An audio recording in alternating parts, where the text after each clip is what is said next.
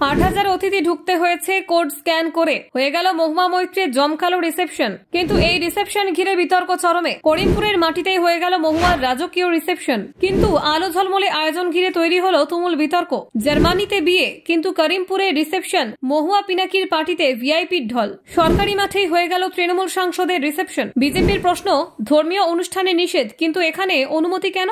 চিংড়ি মাটন থেকে পমফ্রেট ভেটকি, মহুয়া মৈত্রের রিসেপশনে ছিল এলাহি খাবারের আয়োজন। করিমপুরের মাঠে হয়ে গেল মহুয়ার রিসেপশন। ভিআইপি ভিড়ে টইটম্বুর করিমপুর। মহুয়া পিনাকির রিসেপশন ঘিরে উৎসবের আবহ তৈরি হলো। কিউআর কোড স্ক্যান করে প্রবেশ করতে হয়েছে। মহুয়ার রিসেপশন পার্টিতে হাই সিকিউরিটি বন্দোবস্তে তাক লেগেছে সববার। দেখুন ঠিক কতটা জমকালো হলো মহুয়া মৈত্রের পার্টি। নদিয়ার করিমপুরে গত 8ই নভেম্বর সকাল থেকে তৈরি ছিল উৎসবের আমেজ। রেগুলেটেড মার্কেটের ফুটবল মাঠে সাজানো হয়েছিল চমৎকার এক মঞ্চ। আলোকসজ্জায় ঝলমল করছিল চারিদিক। সকাল থেকে এলাকায় ভিড় জমাতে শুরু করেন। একের পর এক নীল বাতিওয়ালা গাড়ি ঢুকছিল মাঠের ভিতরে। স্থানীয় প্রশাসন থেকে শুরু করে জেলা পুলিশের ঊর্ধ্বতন কর্তারাও পর্যন্ত উপস্থিত ছিলেন। আসলে সেদিন ছিল তৃণমূল সাংসদ মহুয়া মৈত্র এবং প্রাক্তন বিজু জনতা দল সাংসদ পিনাকি মিশ্রের বিয়ের রিসেপশন অনুষ্ঠান। চলতি বছরে জুন মাসে জার্মানির বার্লিনের নিভৃতে বিয়ে সেরেছিলেন মহুয়া এবং পিনাকি। অনুষ্ঠানটি এতটাই গোপনে হয়েছিল যে পরে তাদের ছবি সোশ্যাল মিডিয়ায় ভাইরাল না হলে কেউ টেরই পেত না। ছবিতে দেখা যায় বার্লিনের এক ঐতিহ্যবাহী প্রাসাদের সামনে হাত ধরাধরি করে বসে আছে নবদম্পতি। মহুয়ার পরনে ছিল পিচ গোলাপি এবং সোনালী শাড়ি, গলায় হার, মাথায় টিকলি, একেবারে ঐতিহ্যবাহী সাজ।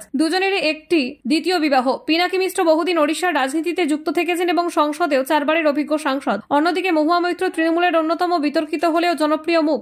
সংসদে তার বক্তৃতা বহুবার ভাইরাল হয়েছে। তাই এই দম্পতির বিয়ের রিসেপশন নিয়ে আগ্রহ ছিল তুঙ্গে। এর আগে দিল্লিতে এক প্রমুখ হোটেলে হয়েছিল মহুয়ার প্রথম রিসেপশন। সেখানে আমন্ত্রিত ছিলেন বহু রাজনৈতিক এবং প্রশাসনিক ব্যক্তিত্ব। এমনকি কংগ্রেস নেত্রী সোনিয়া গান্ধীও ছিলেন বলে জানা যায়। এবার করিমপুরে আয়োজিত ছিল তার নিজের সংসদীয় এলাকার জন্য, যেন এলাকাবাসীর সঙ্গে আনন্দ ভাগ করে নেওয়ার মুহূর্ত। করিমপুরে ফুটবল মাঠে বিশাল মণ্ডপ তৈরি হয়েছিল। স্থানীয় সূত্রে জানা গিয়েছে প্রায় 8,000 মানুষকে আমন্ত্রণ জানানো হয়েছিল। খাবারের মেনুতে ছিল নানান রকম সুস্বাদু পদ, চিংড়ি, মাটন, ভেটকি, পমফ্রেট, চিকেন সহ একাধিক আয়োজন। মিষ্টির তালিকাও ছিল দীর্ঘ, রসগোল্লা, কলাইয়ের জিলিপি, সন্দেশ ইত্যাদি। মাঠের চারপাশে নিরাপত্তা ছিল আঁটোসাঁটো। অতিথিদের প্রবেশে ব্যবহৃত হচ্ছিল কিউআর কোড স্ক্যানিং ব্যবস্থা। তবে অনুষ্ঠান যতই জাঁকজমকপূর্ণ হোক, বিতর্ক পিছু ছাড়েনি। বিজেপি নেতা কৃষাণু সিং এক্স হ্যান্ডেলে অভিযোগ করেন, একই মাঠে এতদিন পর্যন্ত ধর্মীয় অনুষ্ঠান এবং বাউল উৎসবের অনুমতি দেওয়া হয়নি, অথচ মহুয়া মৈত্রের অনুষ্ঠানের জন্য অনায়াসে অনুমতি মিলেছে। তার অভিযোগ, এখানে দ্বৈত নীতি অবলম্বন করা হয়েছে। স্থানীয় বিজেপি নেতৃত্ব মুখ খুলেছেন। সরাসরি মাঠে যদি এমন ব্যক্তিগত অনুষ্ঠান হয় তবে নিশ্চয়ই রাজ্য সরকারের অনুমতি আছে।